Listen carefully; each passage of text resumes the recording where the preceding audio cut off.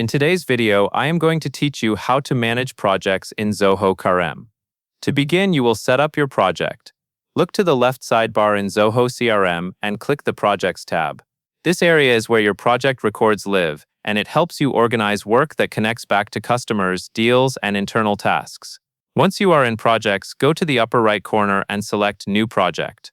This opens a form where you will define the foundation of the project, so it is worth taking a moment to enter clean, clear information. Start by entering a project title. Use a name that your team will recognize immediately, especially if you manage several projects at the same time. Next, choose a start date and an end date.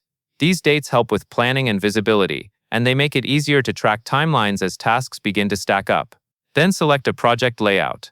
Layouts control which fields you see and how they are arranged, so choose the one that best matches how your organization tracks projects. Now set your privacy level.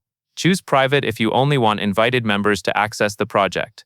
This is useful for sensitive work or limited teams. Choose public if all portal users should be able to view and participate. Make this decision based on how open the project needs to be, because it affects who can see project details. Once your project is created, you are ready to add tasks. Go back to the left sidebar, click Projects, and select the project you want to work on. At the top navigation bar inside the project, click the Tasks tab. This is where you will create and manage the work items that move the project forward. In the top right, click Add Task.